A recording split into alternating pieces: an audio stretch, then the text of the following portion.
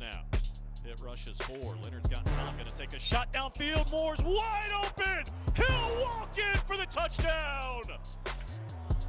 Riley Leonard dials it up. A 50-yard bomb, and the Blue Devils are right back in it. On the touchdown, Coach Johnson's been planning that, or game planning that play for the whole week, and we ran it in practice a lot. We felt very confident with the play. It looked like a bust coverage. Riley made a great throw. Jordan Moore continues to get better week by week. I think he's getting more and more comfortable running routes, and obviously we always knew he was a phenomenal athlete, and I think some of the spectacular catches he's made in the last 2 weeks certainly have showcased his athleticism, and we just look forward to him really getting a full offseason of development as a wide receiver, and it's kind of scary what he can become. Jalen Coleman in the backfield to the left of Riley Leonard. Here's the snap. 4-man rush. He's got some time. Fires to the left. Moore's wide open. Down the left sideline. 40. Cuts inside at the 45. Trying to make a man miss. He'll take it to the 47-yard line. 32 yards. And Jordan Moore has put the Blue Devils on his back here in the fourth quarter. The biggest thing, honestly, is his body. I think we've got to get his body trained to be a kid who has to run as many routes as he's running. You know, when you play quarterback, it's a different type of training. And so obviously all offseason last year, he was training to be our quarterback. And I think there was a time in the middle of the year where I think maybe his body just started to wear down on him a little bit. I think the bye week came at a really good time for him. And since the bye week, I think he's really kind of refound his step and has looked really good recently.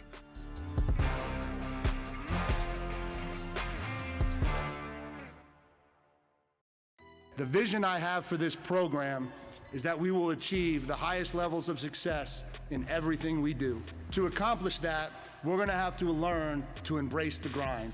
Okay, and that is a word that gets thrown around by every student athlete that I've ever played with or coached in my tenure. And so we're going to define it very simply, and we're going to turn it into an acronym. I think certainly if you just break down the season, you would say we've kind of epitomized what we wanted to be, right? We've showed a lot of fight and a lot of grit in every game that we've played. I think people have been able to watch this team play with relentless effort all year. We're still getting it done in the classroom. We're still not making headlines for the wrong reasons. I think the integrity of our program is really, really high. We've been able to focus on the now, week in and week out with our play, and certainly I think our fan base hopefully sees that we're a dependable group, and each week we show up and we play. And I think those things are what we wanted to build the pillars of this program around, and I think you're starting to see that. If you really look at it and you really break it down, the fact that we've gone from a team that was minus 211 yards per game and minus 31 points per game in ACC play to where we are right now, as competitive as we've been, and really not losing a game by more than a field goal in ACC play. I just think it's a tremendous credit to our kids, to our staff, to everybody in our building of what we've done to re-elevate this program in a hurry. You know, obviously, all respect to Coach Cut and everything that he did here, because we always do appreciate everything that he built, and nothing is here without him. We know that. But sometimes change is just gives a new perspective on things. And so, I think it's just kind of reinvigorating the culture, kind of changing what we did in the strength and conditioning program. I think breathing more expectations into these kids. I think expecting to go out and win, expecting to compete, raising the standards, and I think they've bought into that. I think they've really appreciated that. When you talk about 11 of 14 ACC teams playing in bowl games, you certainly want to be in the 11. And I think it just kind of shows that, we're able to compete at this level. We are an ACC football program. We are in the upper echelon of this conference. And obviously we didn't get it done and win the division championship this year or go beyond just making a bowl. But again, that's got to be the minimum standard that we set for our expectations every year. And that's what we're playing for. The older group will always be special to me because, they're the ones that always dictate how transition goes. And obviously, we tried to do the best we could to bring them into it as quick as we could, and that was by design. And, we felt like we wanted to wrangle in the older kids and get them on board with us. But at the end of the day, they have to make a decision, and they've got to either decide to trust the guy that they just met and put some blind faith into this program, or to fight culture change. And these guys have been amazing. I mean, they've bought in from day one. They've respected everything that we've wanted to be about. They've taken it to limits I'm not even sure we could have expected them to take it to. And it's been a lot of fun. And so that group, I think, will always be the special group that kind of kicked off my tenure, not only at Duke, but just as a head coach in general. Duke All Access is brought to you by Gatorade and our commitment to fuel tomorrow. By Continental Tire, the smart choice in tires. And by Coke Zero Sugar. With zero sugar and refreshingly delicious, is Coca-Cola Zero Sugar the best Coke ever? Find out for yourself.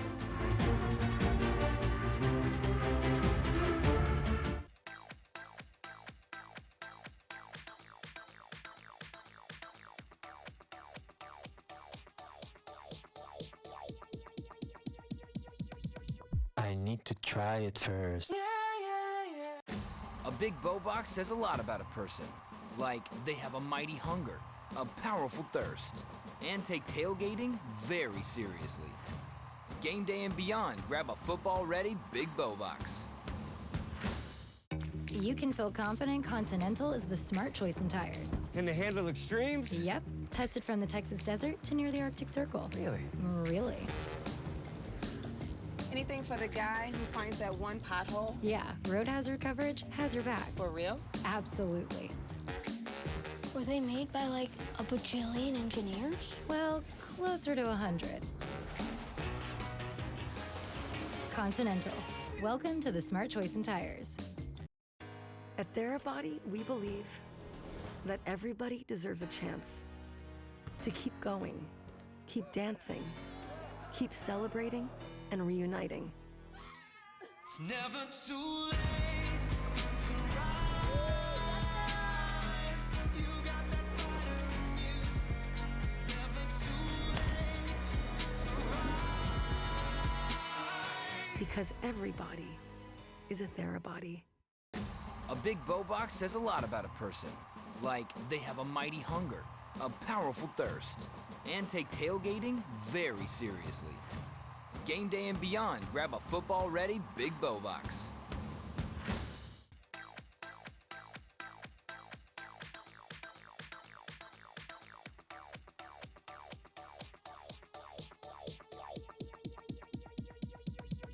I need to try it first.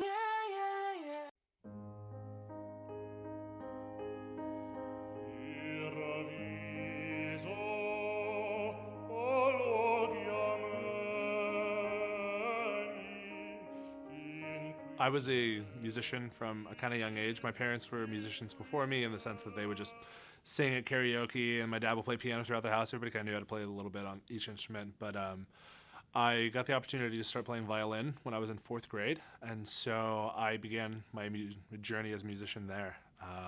Started playing from 4th grade all the way through my senior year of high school. And then I tore my labrum in high school, and I had already signed to go to Colorado, my previous school, and I had yet to get into the music school, but I was going to be getting surgery on my shoulder for my labrum right before the audition for the music school. And so I was going to be in a sling when the time rolled around. I wasn't going to be able to play violin, which was my intention. And so I was like, I better learn how to sing as fast as I can. And so I did. And I got in. My intention was to just switch back to violin, but I fell in love with singing, and singing kind of started for me there, and it's just been the journey since then.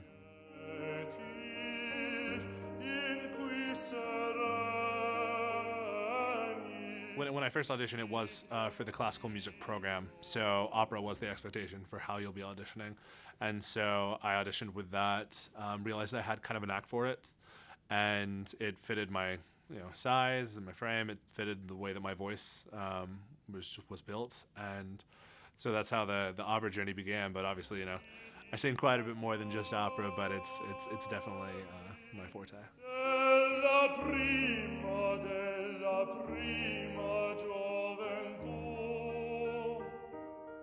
I'm really good at singing, country, obviously, with the voice type that I have. Although personally, my preference is to, kind of go for more of the rock style, but it's a little bit harder on the voice. I sing a lot. My sister was born in 1987, and so a lot of my taste in music is hers. So it's a lot of early to mid 2000s, and then my parents. My dad was born in the 40s, my mom was in the 60s. So I listened to quite a bit of kind of that 70s era to like 50s era. But personally, I think I'm best at singing country outside of that. But my favorite is to go for rock.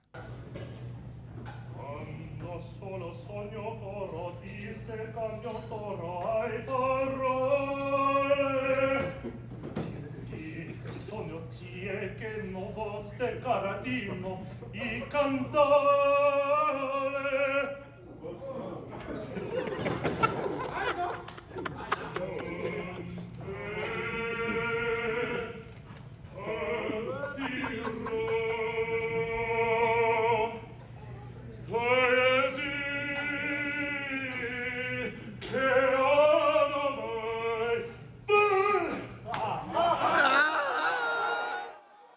So they required everybody who was new to the team to sing something, and I obviously had the background that I do, which most people didn't know. And so it was a risky choice to go for that because they could boo you if they didn't like it. And so I decided, well, I'm just going to show them everything I got and see how it goes. And I was just as surprised by the reaction as everybody else was. And so it was really kind of heartwarming, and it made me feel very comfortable on the team now because seeing how much they supported it. Transfers and new freshmen all have to perform a song during training camp, and they all get caught up, and usually everybody does a terrible job. We all just laugh at them and boo them. Chance Lytle comes out there and just steals the stage, and he was ready and prepared.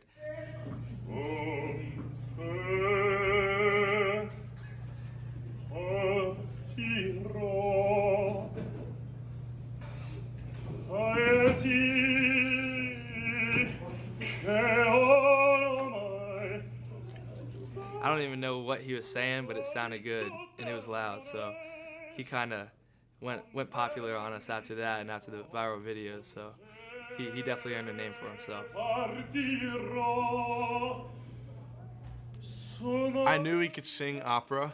I think it had been mentioned kind of when he came here. So I figured he'd probably sing opera, but I had no idea the depths of it. And so I was pretty surprised when he came out and started singing. Where we go? There were a lot of different factors that were involved in that decision. For me at the time, I thought it was time for me to move on from where I was at Colorado, which so far looks like the right choice.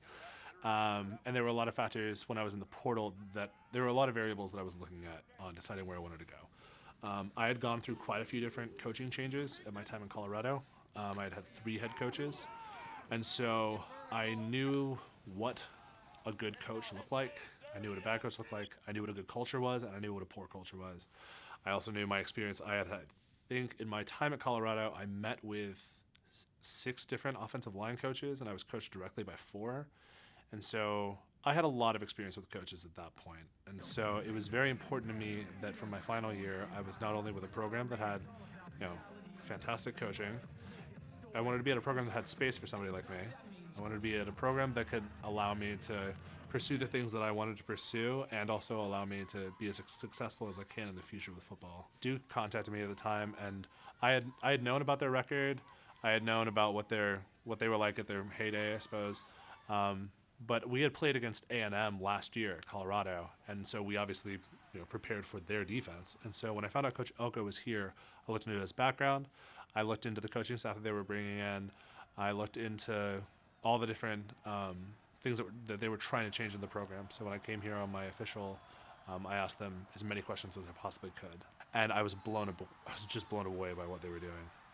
I saw what this was going to be, and I wanted to be a part of it because I knew it was going to be something special. I'm just really regretful that I don't have more years that I could try and spend and be a part of what this is going to be.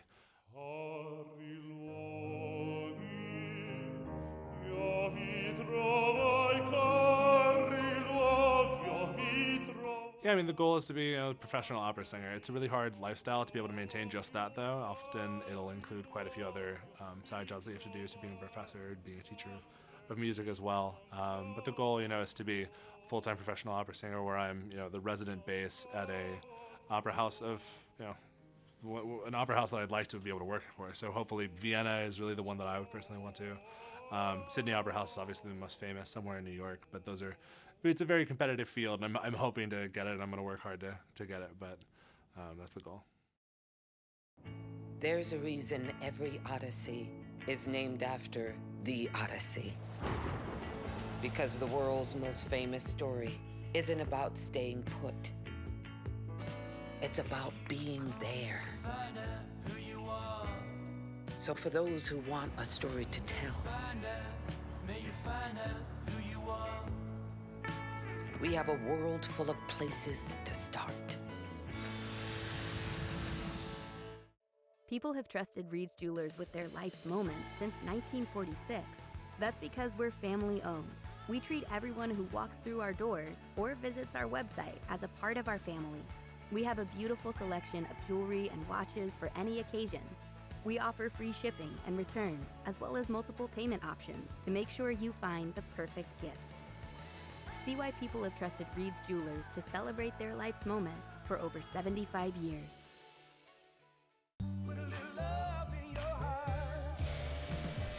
This holiday season, Ford wants to help you shine bright. So, this Black Friday, choose a vehicle in stock or simply place a custom order. Lock in your rate and you're protected, even if rates go up before your order comes in. Plus, thousands of vehicles are arriving daily, just in time for the holidays. This Black Friday, lock in this low rate on a new 2022 Ford F-150. Hurry, choose from over 7,000 Ford trucks and SUVs, only at your Carolina Ford dealer.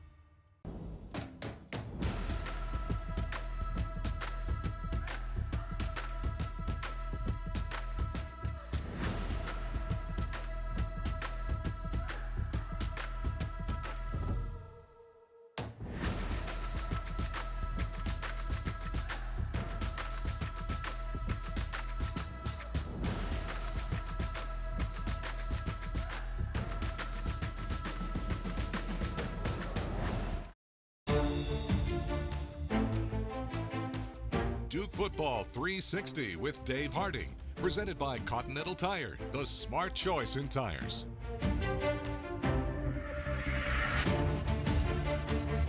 Every year, the ACC releases the ACC Football Legends class, the best of the best. Each school gets a representative, and this year's representative from Duke is Devon Edwards, my former teammate, the defensive back that played from 2013 to 2016, also a prolific kickoff returner. Today, we're going to look at some of the plays that Devon made that are legendary, that make him an obvious choice for this honor. I had a front row seat. Here I am watching back in 2013, a redshirt freshman from Georgia burst onto the scene. Who is this guy? Well, I'll tell you one thing. He's a freak athlete. As he gets the kickoff, he catches it. Watch the way that he explodes up the field.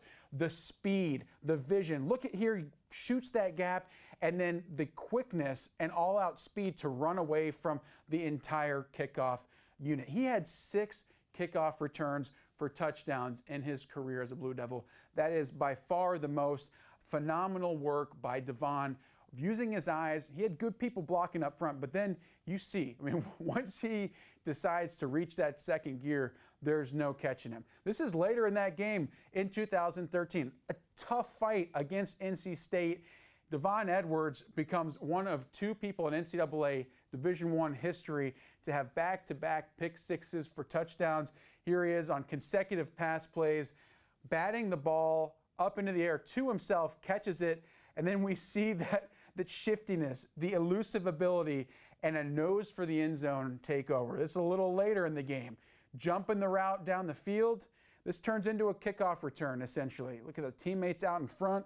He's got good patience to let things develop, get his blockers there, and jump cuts with ease. I've played basketball with Devon. This is a guy that just makes things look easy. Devon Edwards, a phenomenal teammate, a great athlete, and a legend, without a doubt. Turning games around, making big-time plays that Duke fans will never forget. High end-over-end kick that is going to be fielded by Edwards at the goal line again. Out to the 5, to the 10, to the 15. Little hole opens up to the 25, to the 30. It's a foot race. Edwards to the 40. He's outrunning the kicker to the 20, to the 10, to the 5, to the house. Touchdown, Blue Devils! Off the 25-yard line. Here's the drop back. The rush comes, and he throws it tipped up in the air. Intercepted from the 20-yard line to the 10, to the 5. Breaks the tackle, and into the end zone for the touchdown. How about that, sports fans? Here's Thomas's pass down middle. Another interception at the 44-yard line. Back across the 30 to the 25, that. It's Edwards, sidestepping another tackler, gets to the sidelines, to the 5, to the house, a second interception for a touchdown on successive plays. I remember the first play, we were in cover 3, and I came down. I was supposed to have the flat, and the running back, or it might have been a slot receiver, he did a flat route, but then he ran up the field, and I didn't run up the field, and I was like in no man's land. And so I remember when I took the ball to myself, I said, I know if I don't make this play, I'm going to get an earful on the sideline. So I had that type of motivation when I was young. And then the next play after that, I mean, I was just playing football. I got another chance to intercept the ball, and I heard the crowd going loud, and I was just trying to find my way to the end zone, even though Dre Singleton almost knocked me down. Playing defense, you don't get a lot of opportunities to score a touchdown, so when you get your hands on the ball, everybody, your whole team, everybody's supporting you and wants you to make the most out of each moment, because I mean, 3-4 interceptions in a year, that's like one of the best players in the country at that position, so you got to make every chance worth it, and the momentum swing is crazy. The crowd gets excited. There's certain things that programs do when there's sudden change like that, like make a big play on offense, just a lot of momentum swings that just follow an interception. So we know how important they are, so every tip ball, every chance we get, we know we got to take full advantage of it.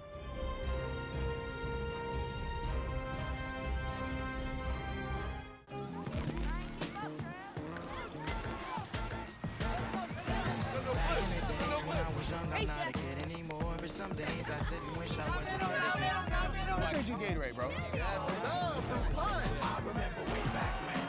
Back in the days when I was young, I'm not a kid anymore. Cinema Brooklyn has done it. And everybody say, I remember way back when. Start playing and never stop playing. You get the most from the game when you're having fun. I remember way back when. You can feel confident Continental is the smart choice in tires. Can they handle extremes? Yep. Tested from the Texas desert to near the Arctic Circle. Really? Really. Anything for the guy who finds that one pothole? Yeah, road hazard coverage has your back. For real? Absolutely. Were they made by like a bajillion engineers? Well, closer to 100. Continental. Welcome to the smart choice in tires. People have trusted Reed's Jewelers with their life's moments since 1946. That's because we're family owned. We treat everyone who walks through our doors or visits our website as a part of our family. We have a beautiful selection of jewelry and watches for any occasion. We offer free shipping and returns, as well as multiple payment options to make sure you find the perfect gift.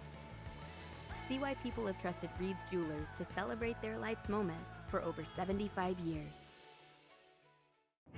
There's a reason every Odyssey is named after the Odyssey. Because the world's most famous story isn't about staying put. It's about being there. So for those who want a story to tell, we have a world full of places to start. What a statement in the opener. Dominant right from the opening kickoff, and the Blue Devils roll past Temple 30-0 as the Elko era is underway in a big way. 2 long streaks are over. The Blue Devils had lost 7 straight to the Cavaliers. That's gone. They'd lost 13 straight in league play.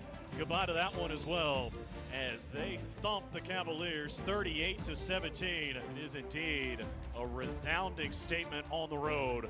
A signature win for Mike Elko in his first season, as his Blue Devil defense comes on the road and dominates Miami 45-21, forcing 8 turnovers along the way. And the Blue Devils are going to get out of Chestnut Hill with their 6th win of the season. It is back to the postseason for Duke, and Mike Elko has done it in his first season. A dominant effort for the Blue Devil defense sees Mike Elko and company claim their 3rd consecutive win.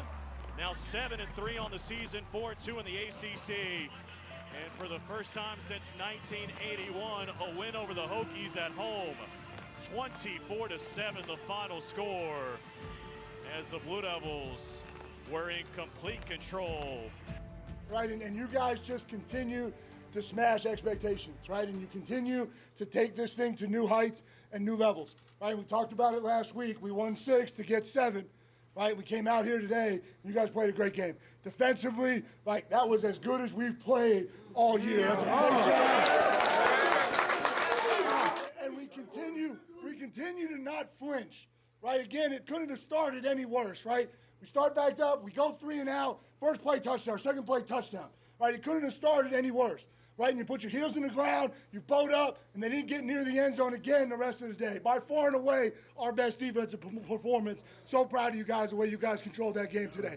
Offensively, right? Offensively, we keep talking about how we have to convert on third downs and how we got to convert in critical moments, right? 2 of those touchdown drives get going because we make big plays on fourth down. We make big plays on fourth down to extend drives, to get in the red zone and score touchdowns. And as we continue to talk about how the culture of this program is better than anywhere else, right? John Davis Robertson.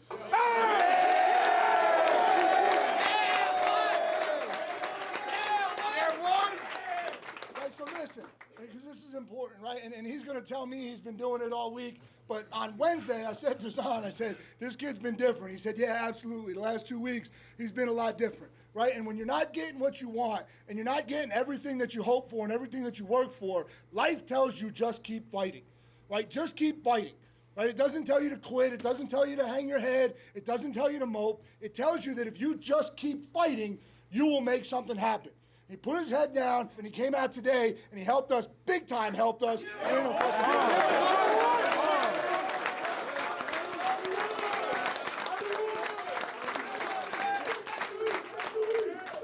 And we don't make excuses, right? We don't make excuses. Right?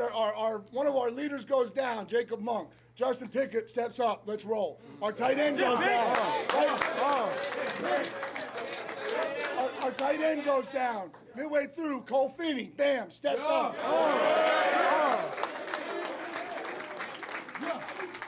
Right, Jaquez Moore goes down. Now J. Cole's back. And he steps up.